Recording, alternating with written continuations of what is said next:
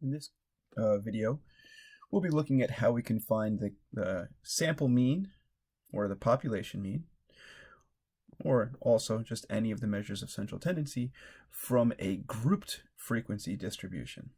Now this example is a little bit different than the prior examples in that our data values are grouped into classes. What that means is that we don't have the actual data values, meaning that the grade intervals have their associated frequency, but we don't know what the actual grades were. That's what we mean by grouped frequencies. So grouped frequency distributions are distributions with grouped data or classes, and they do not give us all the details of the original data.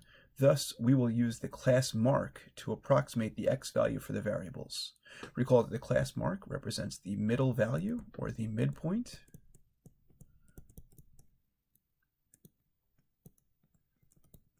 of the class.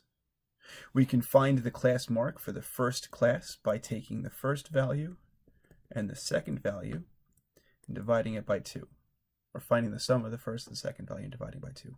And we'll get that the class mark is 53.5. We could do the same thing for the next.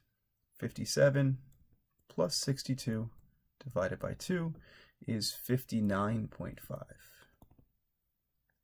We could also use the fact that the class width is 6.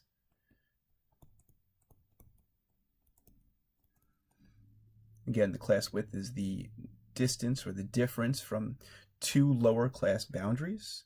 And once we find that the class width is 6th, we'll just continue to add 6 to these, as we did here. 53 plus 6 is 59. And we can fill in the rest of these.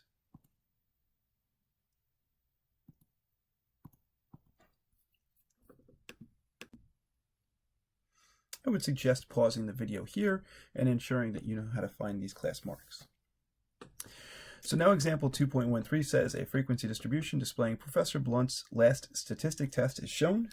Find the best estimate of the class mean, median, and mode. So notice that this is asking us to find the estimate. Since we're trying to find the estimate, we're going to be using the class mark. Again, for instance, this third class here, grades between 63 and 68.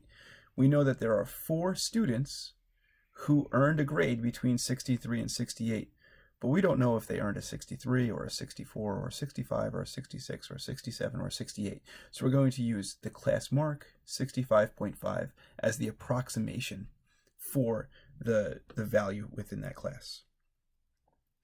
There are ways to do this without the graphing calculator, but we're just going to use the calculator. Again, for the TI 8384, we have to hit the stat button to bring up our lists. Press enter. We'll have the data here. If you have anything in your lists, the easiest way of clearing them is using the up button, highlighting the list title, pressing clear, and then pressing back down. So we're going to enter the class marks into L1 and the frequencies into L2. Again, I'd suggest pausing the screen now and ensuring that you know how to type these in and getting your calculator to look like mine. A good rule of thumb is always to just double check that both lists end at the same spot. It's just a good way of ensuring that you've entered all the data values. So from here, again, we have our class marks entered into L1 and we have the frequencies entered into L2. Now, this is still only a one variable table or distribution. What that means is we're only looking at the grades on the last statistics test. That second column is just how many times they occur. So when we do this calculation, we're going to press stat. We'll go to calc using the right arrow and 1var stats because again, we only have one variable. That variable is test grades. And from here, we'll make sure that our list is L1. That's where our variable is entered. We'll make sure that our frequency list says L2. If it doesn't, we can just press second 2. And then we'll go down and press calculate. And we will get the mean is 76.9. The median is, by pressing the down arrow, 77.5. And for the mode, we'll get no mode. The reason being is we have 3 different grades that occur, if you will, the most frequently. And because there's 3 different grades that occur the most frequently, there is no grade that actually occurs the most frequently. You could make a case for this being what's called a trimodal distribution, but I say that this has no mode. Now I paused for a moment here because the way that I read this example, it's displaying the grades for a professor's statistics test. Since it doesn't say a random sample of students, and since it's displaying the grades for the class, I would say that this is a population mean. And a population mean, if you remember from class, is the Greek symbol mu.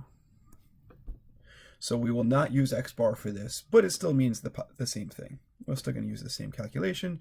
Your calculator will only show X bar because that's all it's programmed for. It's up to you, the student, to know whether we should be using the correct symbol of population mean or the correct symbol X bar for sample mean.